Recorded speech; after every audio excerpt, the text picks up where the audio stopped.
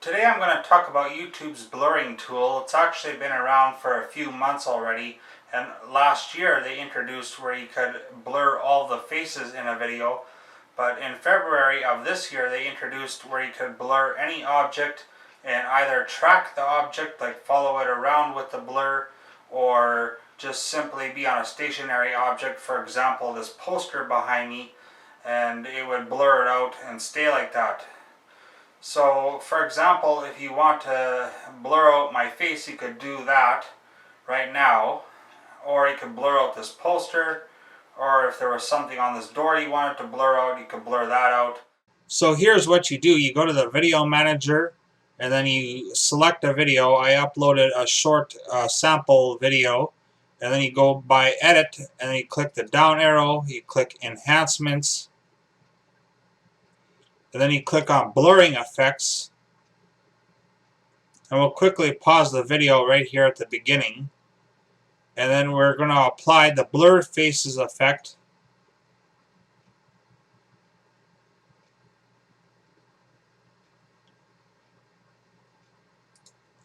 And we'll pause that quickly, and we'll drag the preview all the way over to the left so we can see what it looks like.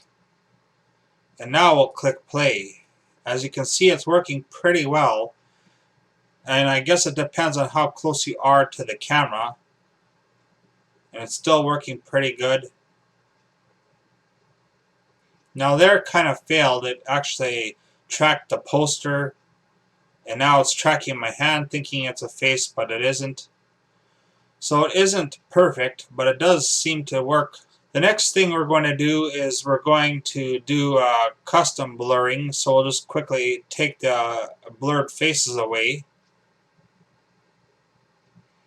So we'll pause the video at the beginning. And then I want to go to 16 seconds where I have my hands up intentionally for this sample video. And we'll do custom blurring. So we'll blur both hands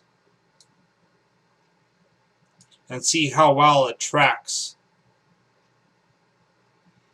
Now we just have to wait for it to process a bit, and it's on lock, so that means it will follow, and they're both on lock, so that means they will follow, or it should follow my hands around the video.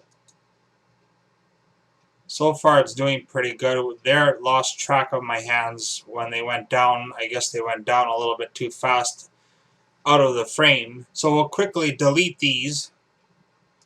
And I'll show you the last sample thing that I wanted to show you.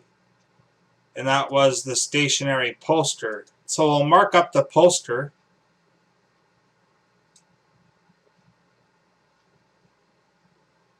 And then we'll click unlock or lock to unlock it, because it's a stationary object. And then we'll click play. And I just walked through the blur, but it does stay stationary right until the end. It would actually be better if YouTube would allow it to go a little past the end of the video, just in case, to hide that last second of video where it could remove the blur and show the object that you're trying to make private. So that's how it works. And again, it would probably work better if I was a little bit further away from the camera, or the objects that you were trying to blur were further away from the camera than I was. So these blurring effects aren't perfect, and YouTube actually does state that underneath the editing part here. It says it's possible that certain objects or frames won't be blurred.